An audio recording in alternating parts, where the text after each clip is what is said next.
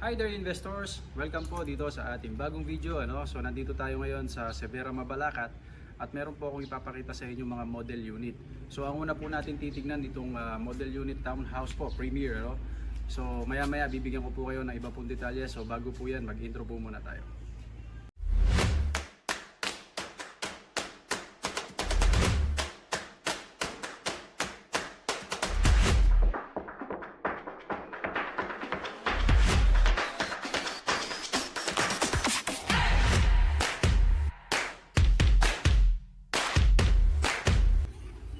Hi there! Tuloy po kayo. So ito, pagpasok pa lang po ninyo is nandito na yung inyong living room. Ayan, yung living area nyo. So dito na yung sofa, tapos yung bintana po natin, na malaki po yung bintana natin. At dito sa banda rito, dito nyo na pwedeng ilagay yung inyong TV. Ayan, pwede po siyang naka-hang. So nasa sa inyo po kung ano po yung gusto nyo.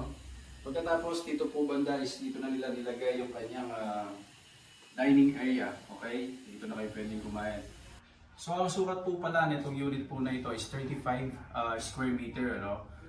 May share ko po sa inyo, ito pong model unit po na ito, nagbibigay lang po sila ng idea kung ano po yung pwede nyong i-design. Pero pagka po kayo na po yung mismo mag-i-stay po dito, nasa sa inyo po kung paano po yung setup po ninyo. Okay po, so dito sa gawin po dito na po nila nilagay yung kanyang kitchen. So nandito yung kanyang ref, yan, yung kanyang stove. Tapos yung kanilang sink. Sa taas po nito, naglagay po sila ng split type aircon. Okay?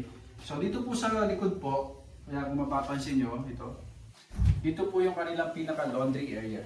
So hali po kayo. So ito po yung space natin.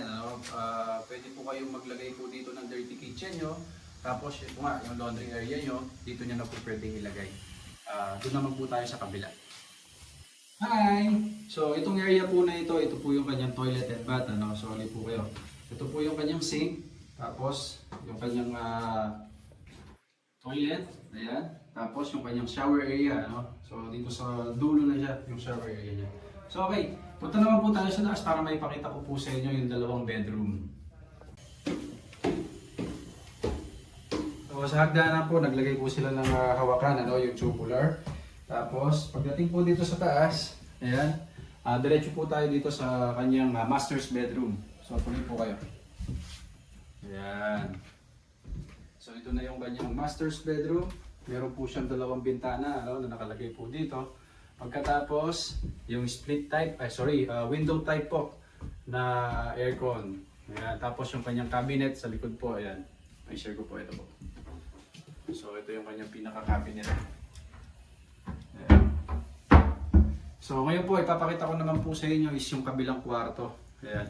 Tama-tama po ito kung kayo po ay merong isa or dalawang anak. Sakto-sakto po sa inyo. So dito sa part na ito, parang ginawa po nila dito is parang mini office style. So i-convert na lang po ninyo kung ano po yung mas prefer nyo po na design. Meron din po silang available na bintana po rito. Ito.